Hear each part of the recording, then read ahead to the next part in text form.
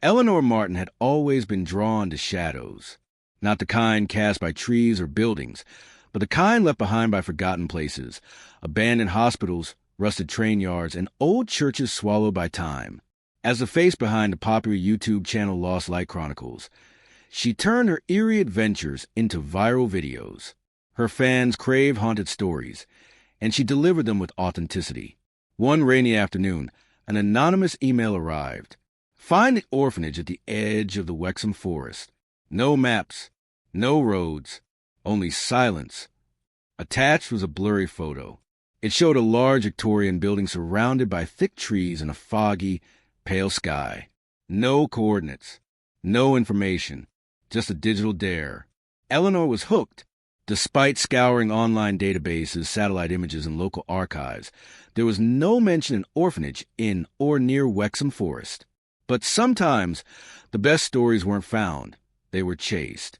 The next morning, she packed her gear, a Canon DSLR, thermal cam, drone, flashlight, extra batteries, and her old leather journal. Her fans always wanted proof, and she intended to give them something unforgettable. As she drove into the village of Wexham, it felt like time had stopped. Old brick houses lined the road, their windows fogged and still.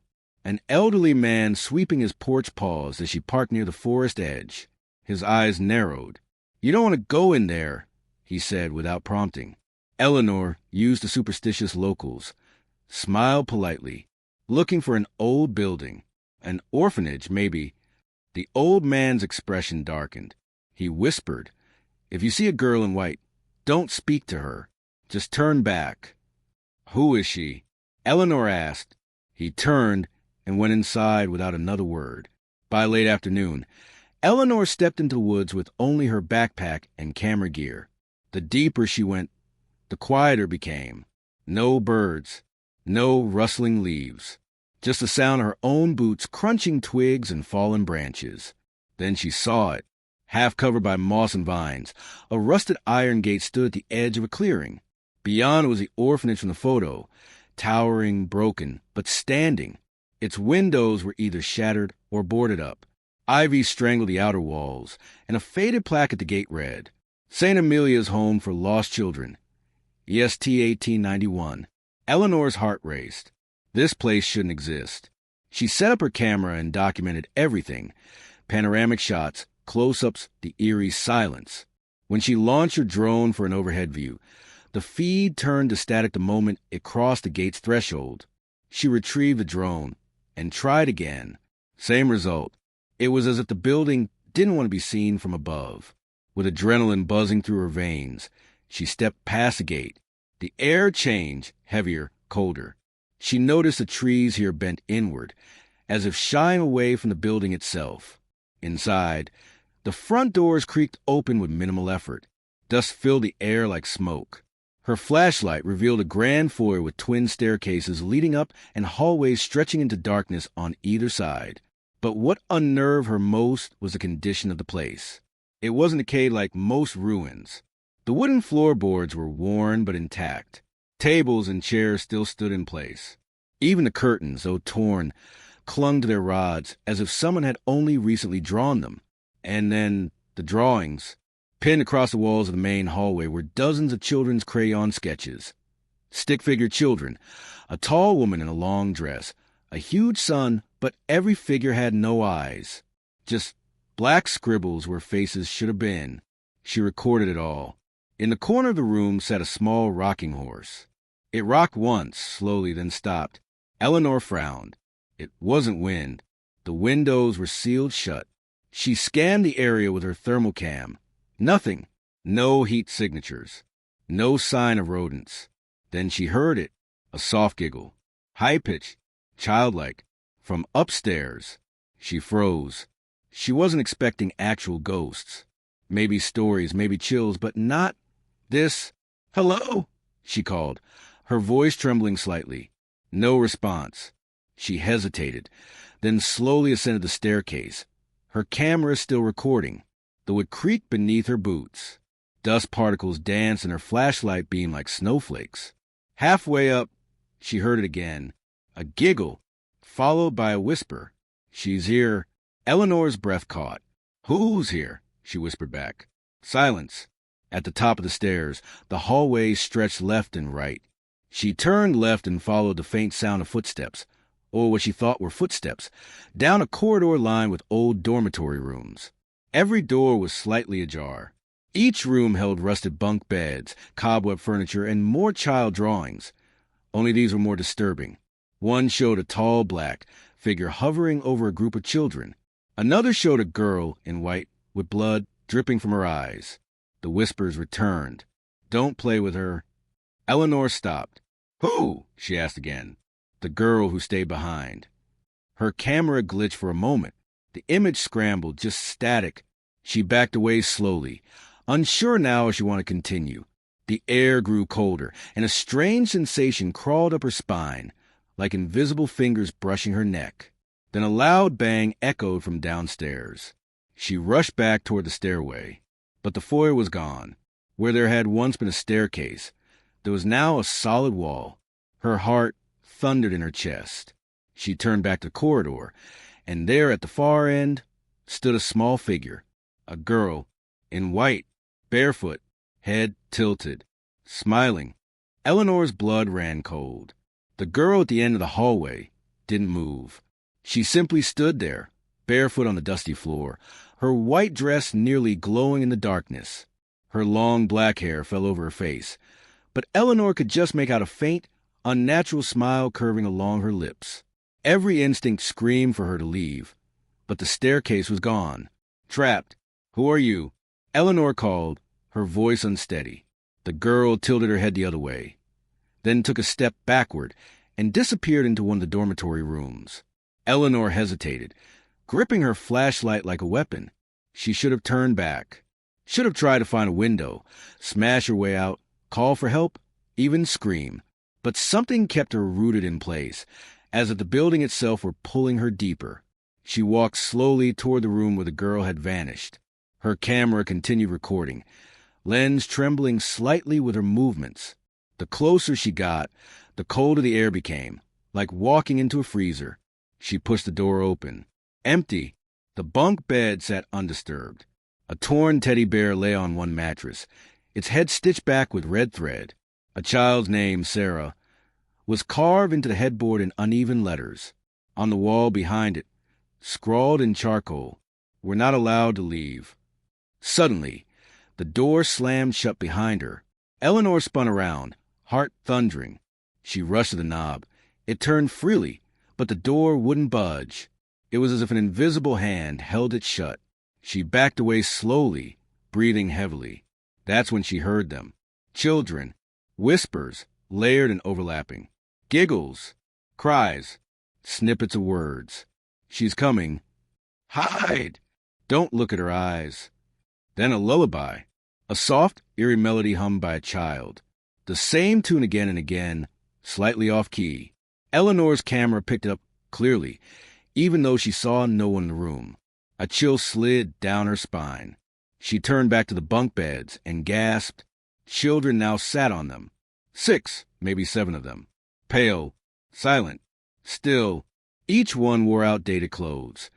Tattered uniforms, dresses, suspenders. Their eyes were black voids, deep and empty, as if the pupils had swallowed the rest. They stared straight at her, unmoving. Eleanor stumbled backward, her flashlight flickering. Her back hit the wall. The lullaby grew louder. The children slowly turned their heads in unison to face the door. And just like that, they vanished. Gone. Not a sound. Not a trace. The door creaked open by itself. Eleanor fled the room. She didn't care where she was going anymore. She just had to get out. She ran down the hallway, past more rooms filled with broken toys and crayon-drawn nightmares, and reached what looked like an office. A dusty sign above the door read, "Headmistress's quarters." She pushed it open and entered. This room was different. It was untouched by decay. The curtains were freshly drawn, the fireplace cold but clean. On the desk sat a thick, leather-bound journal. Eleanor approached it slowly and flipped it open. St. Amelia's Home for Lost Children, Journal of Headmistress Agatha Marin. The entries were dated from 1959 to 1962, the year. She remembered the old man had mentioned earlier. She read aloud quietly. February 4th, 1961. Sarah is still having visions. She claims to see the lady in white, standing at the foot of her bed. I fear her mind is deteriorating. I will increase her medication. June 19th, 1961. 3 more children missing. The forest search proved useless. Their beds were soaked with salt water, and I found seaweed in the hallway. We are nowhere near the ocean. March 2nd, 1962. I've sealed the West Wing. The children whisper of a door that appears only at night. Sarah says the lady is letting them out through the black window. What does it mean? March 13th, 1962. All of them are gone. Every child. Every staff member. Only I remain. I tried to burn the building. It wouldn't let me. I hear them in the walls. I hear her in my dreams. Eleanor's hands shook. She snapped photos of the journal and turned the pages faster. The last entry read, "If you find this, do not look in the mirror. Do not follow her voice. And never ask her name." Suddenly, the fireplace roared to life. Flames erupted without wood or fuel. The air grew thick, choking. The mirror above the mantel shimmered, and her reflection didn't move. Eleanor's breath caught in her throat. Her reflection stared back with cold black eyes and a grin that didn't match her face. Then it spoke. "You're not leaving, Eleanor." The reflection reached out from the mirror, its hand pushing through the glass like water. Eleanor screamed and ran. She burst into the hallway, heart pounding, lungs heaving. The layout of the building had changed. Corridors looped into one another. Doors led back to the same rooms. Stairs twisted and vanished. Time no longer made sense. Every so often, she caught glimpses of the girl in white, always at the edge of her vision, watching, smiling. Sometimes the children appeared beside her. Sometimes she walked alone. But always, always, she sang the same lullaby. "Hush, little baby. Don't say a word." Eleanor collapsed against a wall in the main hall, dizzy and crying. Her camera, still running, trembled in her hand. She turned one last corner, and there it was, the foyer, the staircase, the front doors. She didn't wait. She ran toward them, flung the doors open, and plunged into darkness. There was no forest, no sky, just black. A soft voice whispered behind her, "You found us. Now stay." Eleanor's legs faltered as she sprinted through the darkness. The ground felt unreal beneath her feet, soft like a bed of moss, but gave way with every step. Her heartbeat thundered in her ears, drowning out the whispers that grew louder with every passing second. She had to get out. She couldn't die in this place. She couldn't become part of its twisted history. The front doors were in sight, just a few feet away. She reached the handles, but thud, the doors slammed shut with an unnatural force, throwing her backward. She hit the ground hard, her breath knocked out of her. Her camera's light flickered in her hand, casting erratic shadows across the walls.